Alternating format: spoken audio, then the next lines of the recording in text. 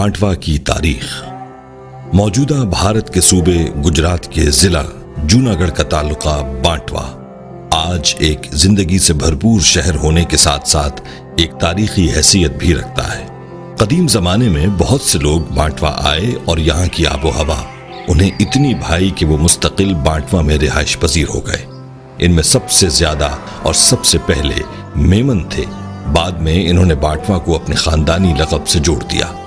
تقسیم سے پہلے یہاں کی آبادی کا 85% حصہ میمن برادری پر مشتمل تھا۔ اس برادری کے آباء و اجداد جن کا آبائی وطن سندھ کے شہر حالہ کے گاؤں ادھومانک سے ہے اور بعد میں وہ نقل مکانی کر کے کچھ کے گاؤں ونجھار میں آباد ہوئے۔ ان کا تعلق سوپاس ڈنڈیا لوہانا ذات سے تھا جو کہ ہندو مذہب کے ماننے والے تھے، اور انہوں نے سن 1581 عیسوی میں حضرت مولانا عبد الرزاق کے دستے حق پر دین اسلام قبول کیا۔ انگریزوں کے دور میں بانٹوا کو الگ تعلقے کی حیثیت حاصل تھی۔ اس کا اپنا ریونیو آفس، بلدیہ اور عدالتیں تھیں۔ اس وقت کے بانٹوا کی اہمیت کا اندازہ اس بات سے لگایا جا سکتا ہے کہ انگریزوں نے بانٹوا میں شاندار ریلوے اسٹیشن بھی قائم کیا، جس سے یہاں کے لوگوں کو زیادہ ترقی کرنے کا موقع میسر آیا۔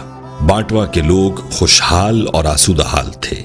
اگرچہ بانٹوا کے میمن اعلیٰ تعلیم یافتہ نہ تھے، لیکن اپنی ذہانت، کاروباری لیاقت اور ایمانداری کی وجہ سے کاروبار میں ترقی کرتے گئے، اور بانٹوا کی میمن برادری کا کاروبار پورے غیر منقسم ہندوستان کے دور دراز علاقوں جن میں برما، سری لنکا کے علاوہ چین، یورپ، جاپان اور افریقہ تک پھیل گیا۔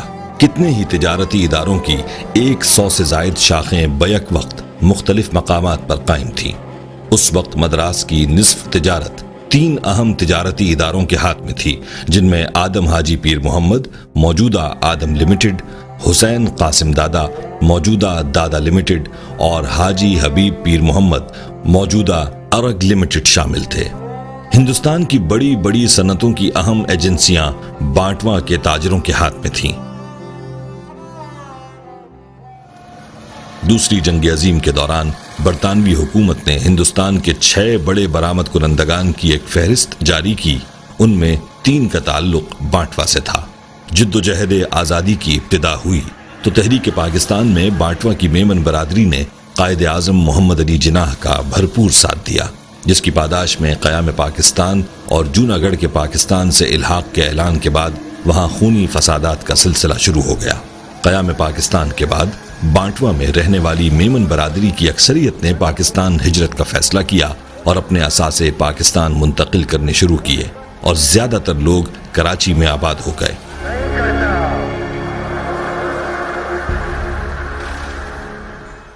حبیب بینک کے ذریعے صرف بانٹوا کی میمن برادری کے 80 کروڑ روپے سے زائد رقوم کی پاکستان منتقلی کی گئی، اور اس طرح بانٹوا کی میمن برادری نے نومولود پاکستان کی اقتصادیات کی بنیاد رکھنے میں اہم کردار ادا کیا۔ بانٹوا جماعت کا قیام اور اغراض و مقاصد۔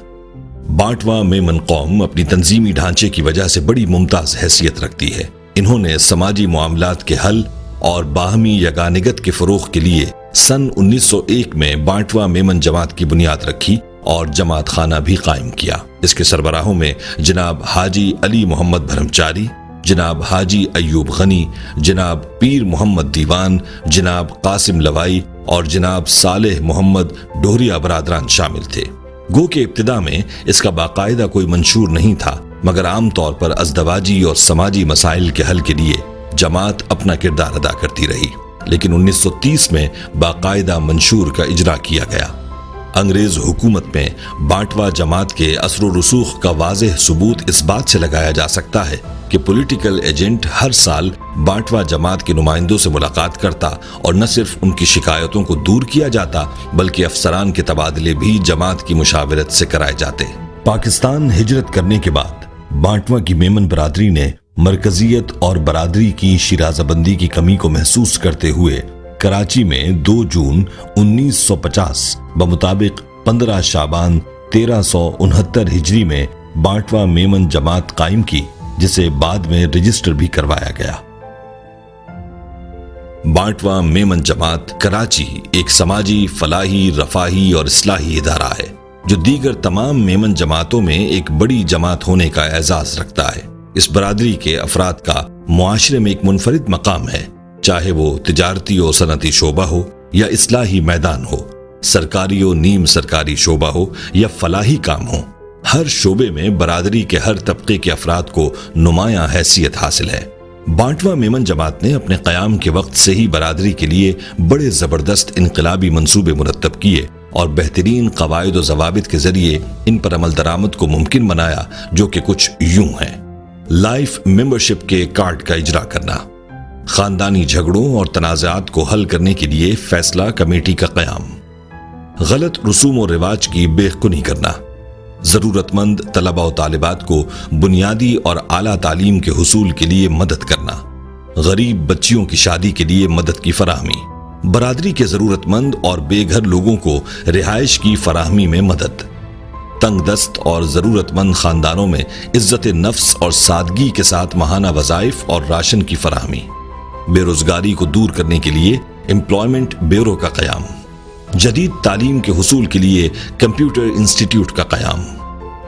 پرنٹ میڈیا کی اہمیت کو مد نظر رکھتے ہوئے جنوری 1956 میں ماہنامہ میمن سماج کا باقاعدہ اجرا، باصلاحیت طلباء و طالبات کی حوصلہ افزائی کے لیے سالانہ تقریب کا انعقاد، برادری کو تقریبات منعقد کرنے کے لیے جماعت خانے کی سہولت کی فراہمی، برادری میں ہونے والی شادیوں منگنیوں کا ریکارڈ تیار کرنا اور انہیں محفوظ رکھنا، عید قرباں کے موقع پر قربانی کی کھالیں اکٹھی کرنا، بانٹوا میمن جماعت کی سال 2019 اور سال 2020 کی کارکردگی کا جائزہ۔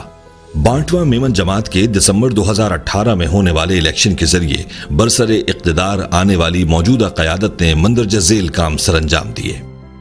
بانٹوا جماعت کے دفتر کی اثر نو تعمیر، کانفرنس روم کی تعمیر، کمپیوٹر انسٹیٹیوٹ کی اسٹیٹ آف دی آرٹ طرز پر تعمیر اور جدید کمپیوٹرز کی تنصیب، مندرجہ بالا کاموں پر 1.25 کروڑ سے زائد رقم خرچ کی گئی، جو کہ ساری کی ساری مخیر حضرات کے تعاون سے ممکن ہوئی۔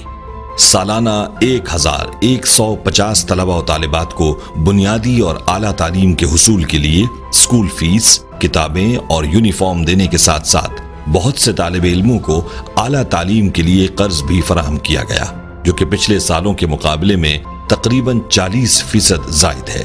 سالانہ 465 سے زائد غریب خاندانوں کو ماہانہ بنیاد پر رقم اور راشن بھی فراہم کیا گیا، جو کہ پچھلے سالوں کے مقابلے میں تقریباً 45% زائد ہے۔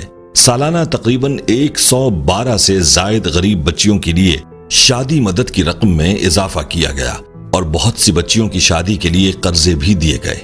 آئی ٹی انسٹیٹیوٹ میں ہزاروں طلباء و طالبات کو جدید تعلیم دی گئی۔ ان 2 سالوں میں 350 سے زائد درخواستیں گھر کی مدد کے لیے موصول ہوئیں، جن میں سے 129 ضرورت مند خاندانوں کو رہائش کی فراہمی میں مدد کی گئی۔ بے روزگاری کو دور کرنے کے لیے جاب فیئر کا انعقاد، جس میں پاکستان کی بڑی بڑی کمپنیز نے شرکت کی اور بے روزگار افراد کو ان کی تعلیم اور اہلیت کے مطابق نوکریاں حاصل کرنے میں سہولت فراہم کی گئی۔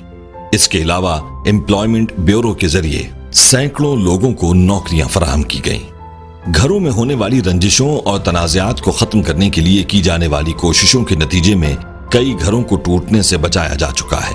بڑھتی ہوئی مہنگائی کے مد نظر مائکرو فائنانس کمیٹی کے تحت متوسط طبقے کے لوگوں کو چھوٹے پیمانے پر بلا سود کاروباری قرضہ فراہم کیا جا رہا ہے اور ساتھ ساتھ کاروبار شروع کرنے اور اس کو چلانے کے لیے ان کی رہنمائی بھی کی جا رہی ہے، تاکہ نہ صرف وہ اپنی آمدنی میں اضافہ کر سکیں بلکہ ہمارے اجداد کی طرح کاروبار کی طرف آ سکیں۔ اس سال کووڈ-19 وائرس کی تباہ کاریوں اور لاک ڈاؤن کی وجہ سے پوری دنیا بلکہ پاکستان اور بالخصوص بانٹوا برادری بہت زیادہ متاثر ہوئی۔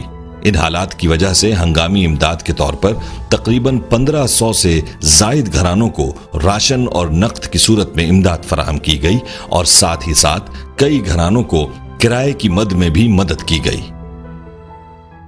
مستقبل کے پروگرام: ہم طلباء اور طالبات کی اعلیٰ تعلیم کے اخراجات کو جنرل فنڈ سے دینے کا ارادہ رکھتے ہیں، تاکہ جو خاندان زکوٰۃ کے مستحق نہیں وہ بھی اپنے بچوں کو اعلیٰ تعلیم دلوا سکیں۔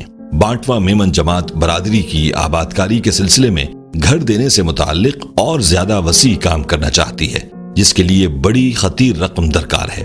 اس کے علاوہ امداد کے تمام پروگرامز میں رقم کا اضافہ بھی ہمارے مستقبل کے پروگرام میں شامل ہے۔ پوری میمن برادری میں بانٹواں میمن جماعت کے تحت فلاحی اور رفاہی کاموں کو ہمیشہ قدر کی نگاہ سے دیکھا جاتا ہے۔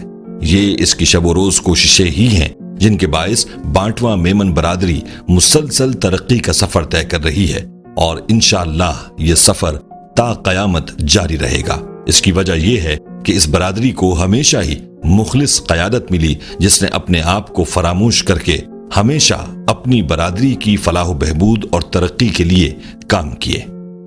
ایک محتاط اندازے کے مطابق اس وقت بانٹواں میمن برادری کی آبادی تقریباً 1 لاکھ سے زائد ہے، اور ان کے مسائل کے حل کے لیے فنڈز کا وافر مقدار میں ہونا ناگزیر امر ہے۔ اس مقصد کو پیش نظر رکھتے ہوئے ہم آپ سے اپیل کرتے ہیں کہ ہر فرد اس کار خیر میں بڑھ چڑھ کر اپنا حصہ شامل کرے، تاکہ برادری کے لوگوں کی ضروریات اور ان کے مسائل کا حل بہتر انداز میں ہو سکے۔ سوچیں، اگر ہم اس کام کو اپنا فرض سمجھ لیں تو کتنے ہی بچے اچھی اور اعلیٰ تعلیم کے زیور سے آراستہ ہو سکیں گے، کتنے خاندانوں کو ماہانہ امداد اور راشن مل سکے گا، کتنی ہی غریب بچیوں کی شادی ہو سکے گی۔ سوچئے گا ضرور۔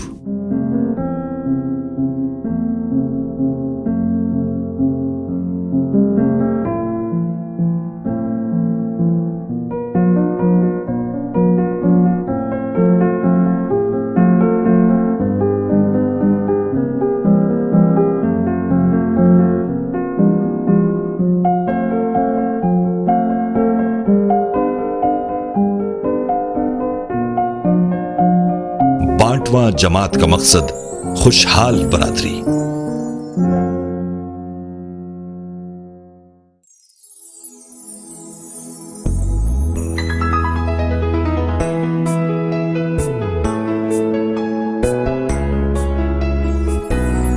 سب کے لیے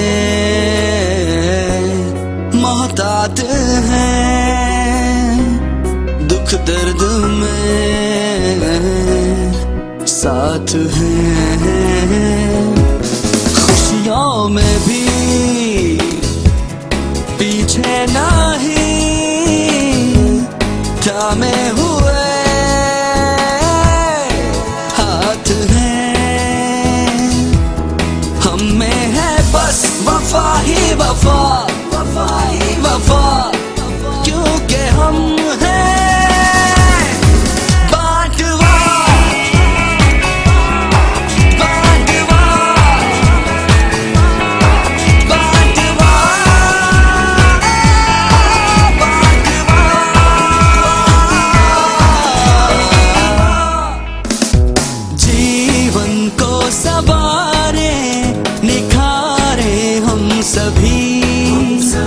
تھامے ہاتھ ان کے، پکارے جو کبھی لے کے سہارے ایک دوسرے کو چلتے رہیں، خوشیاں سمیٹے دامن میں اپنے بڑھتے رہیں، ہم میں ہے بس وفا ہی وفا، وفا ہی وفا، کیونکہ ہم